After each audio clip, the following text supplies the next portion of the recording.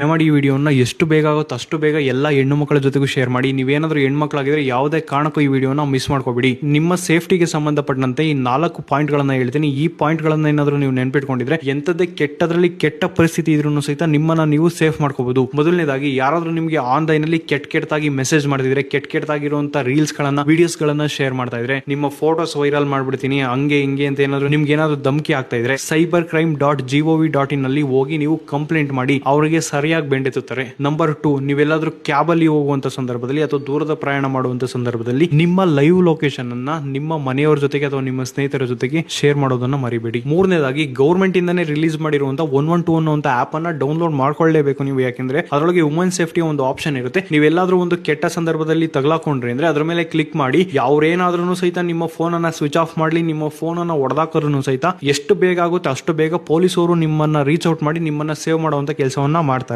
ನಾಲ್ಕನೇದಾಗಿ, ನಿಮ್ಮ ಫೋನ್ ಅಲ್ಲಿ ಇರುವಂತ ಎಮರ್ಜೆನ್ಸಿ ಡಯಲ್ ಅಲ್ಲಿ ನಿಮ್ಮ ತಂದೆ ತಾಯಿ ಹಾಗೂ ಸ್ನೇಹಿತರ 4-5 ನಂಬರ್ ಗಳನ್ನ ಆಡ್ ಮಾಡಿ ಇಟ್ಕೊಂಡಿರಿ. ಏನಾದ್ರೂ ಎಮರ್ಜೆನ್ಸಿ ಸಂದರ್ಭದಲ್ಲಿ ನಿಮ್ಮ ಫ್ಯಾಮಿಲಿಯನ್ನ, ನಿಮ್ಗೆ ಗೊತ್ತಿರೋರನ್ನ ರೀಚ್ ಔಟ್ ಮಾಡ್ಲಿಕ್ಕೆ ತುಂಬಾ ಸುಲಭ ಆಗುತ್ತೆ.